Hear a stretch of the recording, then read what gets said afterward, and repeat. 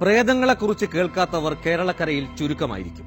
പ്രേതകഥകളും ദൈവത്തിന്റെ സ്വന്തം നാട്ടിൽ ധാരാളമാണ്. എന്നാൽ പ്രേതങ്ങളെ നേരിൽ കണ്ടവർ കുറവായിരിക്കും. പ്രേതങ്ങളെ ഇതുവരെ നേരിൽ കാണാത്തവർ ശ്രദ്ധിച്ചു കാണുക ഒരു പ്രേത ദൃശ്യത്തിലേക്ക്.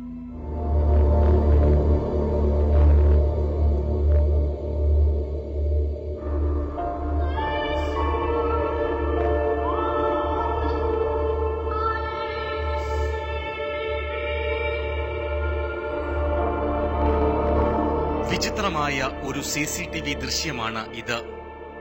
ഒരു ഫ്ളാറ്റിന്റെ വരാന്തയിൽ വെച്ച് ഒരു പ്രേതം യുവാവിനെ തള്ളി താഴെയിടുന്നതും വലിച്ചുകൊണ്ടു പോകുന്നതുമായ കാഴ്ച. ആരെയും നടുക്കുന്ന ഈ കാഴ്ചയുടെ ദൈർഘ്യം 60 സെക്കൻഡ് മാത്രമാണ്.